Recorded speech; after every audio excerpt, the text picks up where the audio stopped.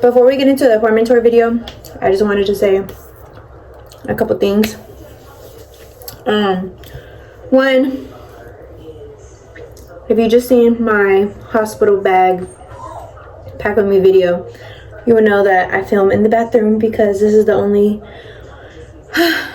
spot in the apartment that has the best lighting.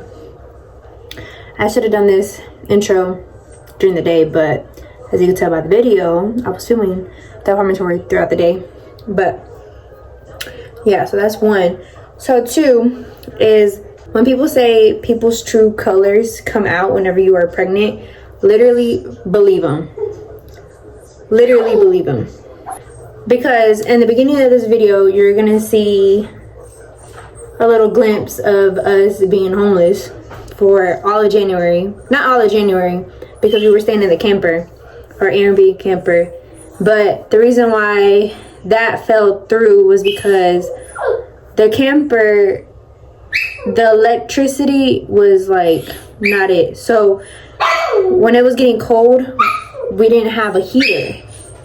One, because the camper runs off propane, and two things use the propane: hot water and the heater. So if we wanted hot water, we couldn't even run the heater, vice versa. And they had this little portable heater, but what was that gonna do? Nothing. Like, we were paying $1,100 a month for what? Like, it was just a headache. And we were supposed to be in the camper until August of this year. So we were supposed to be there for 8 months because he was going to school for that whole time, right? And we didn't want to sign into a lease or whatever because everything is just expensive in Houston.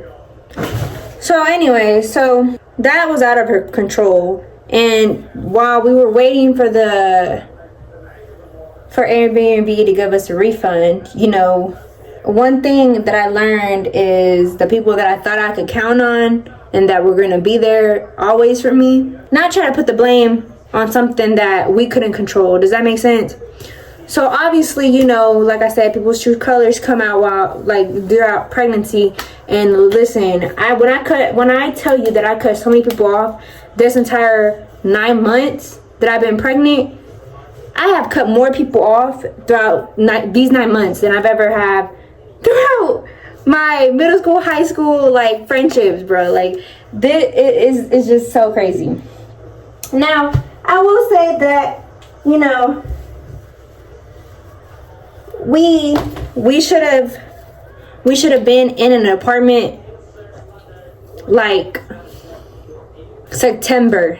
Okay, we should have been in an apartment like by September. But again, like, there was just so much that was just out of her control. And you know, through September, October, I was still waiting for my Medicaid and everything to kick in, my WIC to kick in and stuff like that. So again, it was just a lot of stuff that got in the way of us not being able to get an apartment. So we came to the real again to stay with my grandma. But like I said, pregnancy is going to bring out the true colors in everybody around you. That was really a waste of time because I did not feel welcome. It felt like the same energy. I was not feeling welcome at my parents' house. And I'm going to put this out there because I know y'all over here watching and everything. Y'all want to be, you know, try to do right now when there's no point. And one thing about me, I'm going to always be real. I'm going to always be real on this channel. I'm going to always be real. I'm going to be a real person. And I'm going to call everybody out like I've always have. Whenever I cut y'all off, y'all know why y'all got cut off. But I cut all my family off. And now that my pregnancy is already at the end, people want to come back around. People want to act like they care when they don't. People want to act like, people want to buy stuff for the baby. But yet, when we didn't have nothing ready because, you know, we were trying to find somewhere to live. Like I said, I was waiting, 2-3 months after I found out I was pregnant to go to an OBGYN because my Medicaid and healthcare and inflation and everything is just so dang expensive that it's so expensive to live. Like, let's just be real. The fact that I didn't feel welcome, the fact that I knew I wasn't welcomed, you know, it was just like, what's the point of like keeping y'all around when I know all y'all want to be around for is the baby? Because it ain't for me. It ain't for us, you feel me? Because it's just like, we had to sleep in the car for like 2-3 weeks in January. Okay, we had to survive off of door dashing because we didn't have no money while we were waiting for the refund, right? And throughout January, we wasted about like $600, okay? We spent $250 separate because we were trying to get applications in at apartments. And of course, you know, admission fees, application fees, all that good stuff, it racks up, right? So we didn't get a first apartment because we applied, we paid the admin fee and everything. We didn't hear nothing back for like a week or two that we didn't get approved, or we did get approved. We didn't hear nothing back. So when we finally called, we weren't approved and they weren't gonna give that $250 back. So there's that $250 at the door. If my family would have found out about that, it would have been on us. And the other apartment, we got approved at the second apartment we applied at.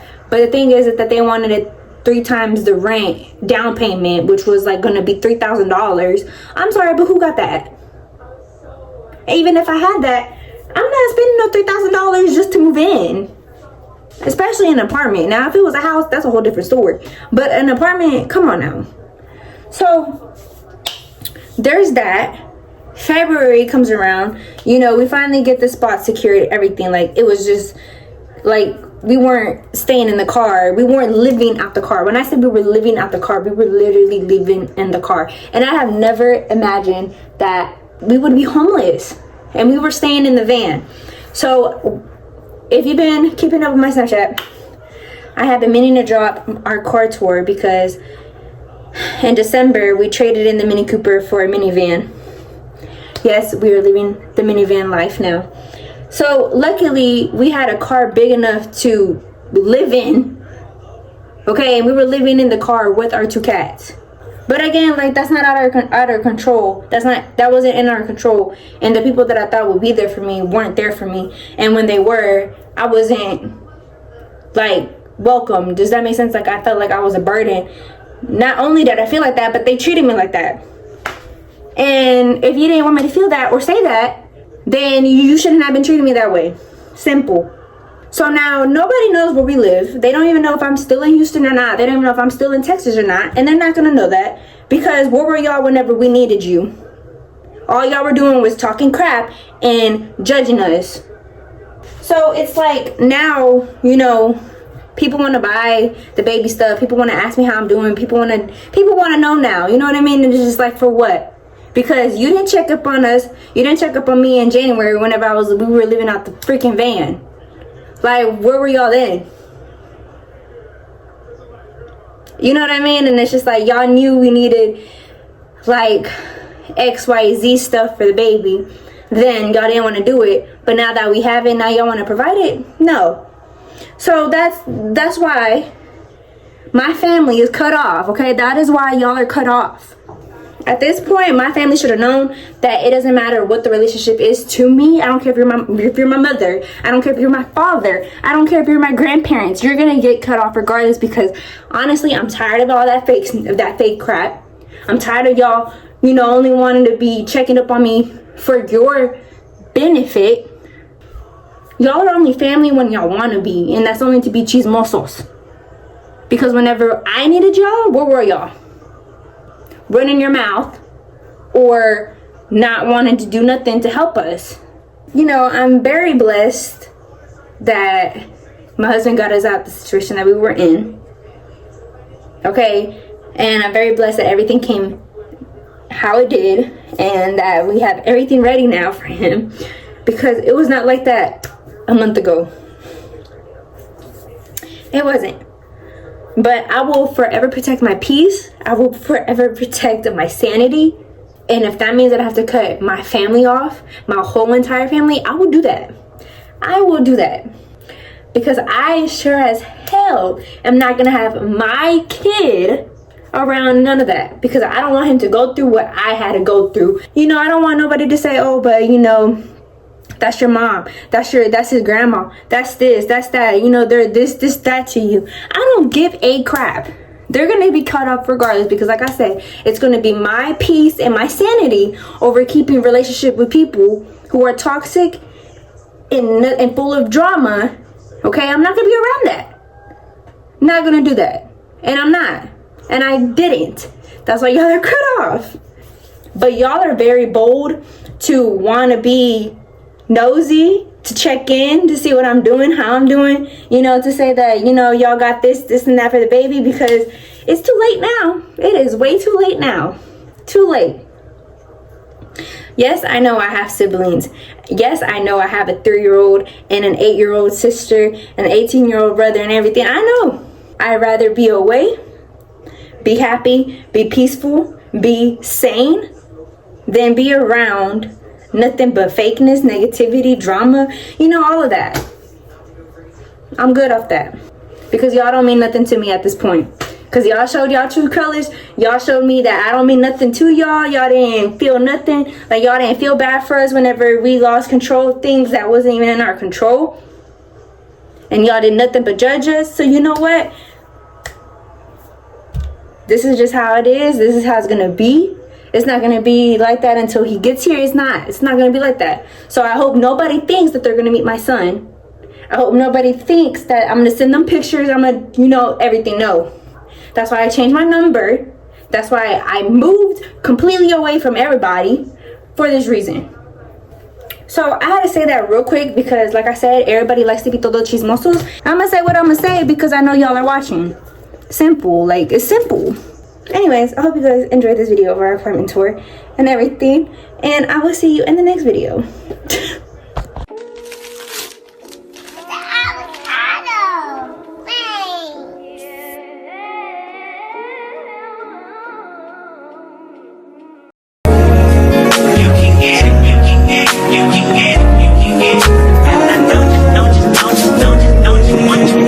Every second, every minute, man, I swear that she can get it. Saying, bad bitch, put your hands up high, hands up high, hands up high. Tell them put the lights down right now, put me in the booth. I'm talking about dark blue, go. I recognize your fragrance, hold up, you ain't never gotta say shit, and I know your taste is a little bit, high maintenance, everybody else basic, you live life on an everyday basis, with poetic justice, poetic justice. If I told you that a flower bloomed in a dark room, would you trust it? I mean, I write poems in these songs, dedicated to you when you're in the mood for empathy, there's blood in my pen, better yet with your friends and them, I really wanna know you all, I really wanna show you off.